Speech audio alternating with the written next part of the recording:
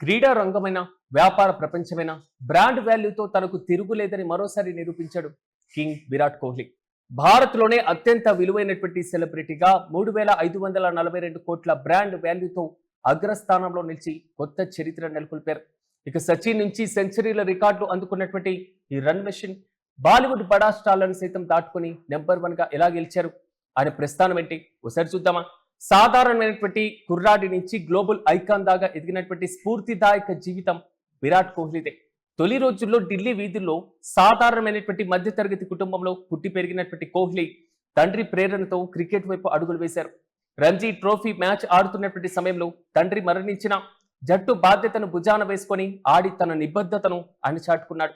ఇక 2008లో భారత్ కు అండర్-19 ప్రపంచ కప్ అందించడంలో కోహ్లీ అసలు ప్రస్థానం మొదలైంది. ఇటు క్రికెట్ రికార్డుల రారాజు, రన్ మెషిన్ ఇవన్నీ కూడా కోహ్లీకి ఫ్యాన్స్ ఇచ్చినటువంటి సత్కారాలు మాత్రమే.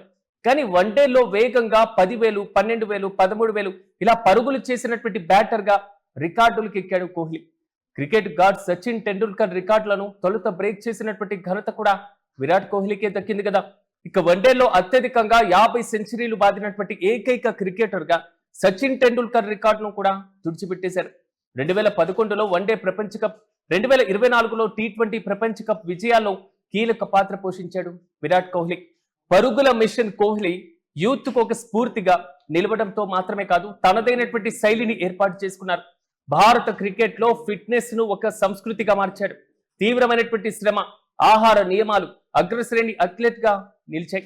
ప్రధానంగా మైదానంలో పట్టుదలతో పాటుగా దూకుడు, ఓటమిని అంగీకరించినటువంటి నైజం ఆయన కోట్లాది మంది యువతకు ఒక ఐకాన్ గా మార్చాయి. చిన్నప్పుడు సింగిల్ రూమ్ లో కుటుంబంలో గురించి జీవించినటువంటి కోహ్లీ స్పోర్ట్స్ గ్రౌండ్ కు మాత్రమే పరిమితం కాలేదు. పేదరికం పైన ఒక యుద్ధమే చేశాడు. క్రికెటర్ గా సంపాదించినటువంటి డబ్బుతో వ్యాపార సామ్రాజ్యాన్ని నిర్మించారు.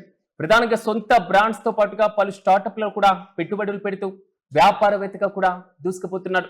మైదానంలో సాధించినటువంటి విజయాలు, కఠినమైనటువంటి క్రమశిక్షణ, ఎప్పటికప్పుడు తనను తాను మలుచుకునేటువంటి తత్వమే విరాట్ ను ఈ స్థాయికి చేర్చింది. పడి లేచినటువంటి కెరటంలా రికార్డులను తిరగరాస్తూ దేశంలో నెంబర్ 1 బ్రాండ్ గా నిలిచినటువంటి కోహ్లీ రాబోయేటువంటి తరాలకు నిరంతరంగా ఒక స్ఫూర్తిదాయకంగా మారుతారు అనడంలో ఎలాంటి అతిశయోక్తి లేదు. ఇందుకే మీరేమనుకుంటున్నారు?